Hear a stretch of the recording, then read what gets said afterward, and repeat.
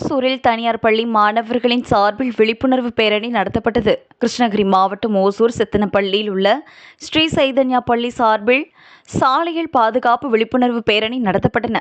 இந்த விழிப்புணர்வு பேரணியில் சுமார் 250க்கும் மேற்பட்ட மாணவர்கள் போக்குவரத்து விழிப்புணர்வு வாசகங்கள் அடங்கிய பதாதைகள் கையில் ஏந்தியபடி ஓசூர் GRT சர்க்கிள் பேருந்து நிலையம் உள்ளிட்ட பிரதான சாலைகள் வழியாக போக்குவரத்து விழிப்புணர்வு பேரணியாக சென்றனர். நடைபெற்ற போக்குவரத்து விழிப்புணர்வு பேரணியில் பள்ளி மாணவர்களிடையே 18 வயது ஆகும் முன்பு மாணவர்கள் இருசக்கர வாகனங்களை ஓட்டுவது சட்டப்படி குற்றமாகும்.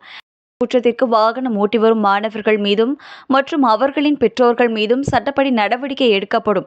சாலைகளில் இருசக்கர வாகனங்களில் கசம் செய்வதும் எதிரே வரும் வாகனங்களுக்கு மற்றும் சாரிகளுக்கு இடையூறாகவும் அச்சுறுத்தும் வகையில் இருசக்கர வாகனத்தை ஓட்டுவதும் செயலாகும். வாகனங்களில் செல்லும் போது தலைக்கவசம் அணிவது நல்லது. தலைக்கவசம் அணியாமல் வாகனம் ஓட்டும் நபர்களுக்கு ரூபாய் அபராதம் விதிக்கப்படும். போக்குவரத்து விழிப்புணர்வு பேரணியின் ஒரு பகுதியாக தலைக்கவசம் அணியாமல் இருசக்கர வாகனத்தை அந்த வாகன ஓட்டிகளுக்கு மாணவர்கள் அவர்களின் அருகில் சென்று ரோப்பு கொடுத்து அவர்களை கட்டாயம் தலைக்கவசம் அணியும்படி அறிவுறுத்தினர். தொடர்ந்து விழிப்புணர்வு நிகழ்ச்சியில் போர்கள் குறித்து விழிப்புணர்வு மேற்கொள்ளப்பட்டது. அதில் உண்டாகும் தீமைகள் குறித்தும் மாணவர்களிடையே எடுத்து உரைத்த மாநகராட்சியின் போக்குவரத்து காவல் உதவி ஆய்வாளர் திருமதி உரையாற்றினார்.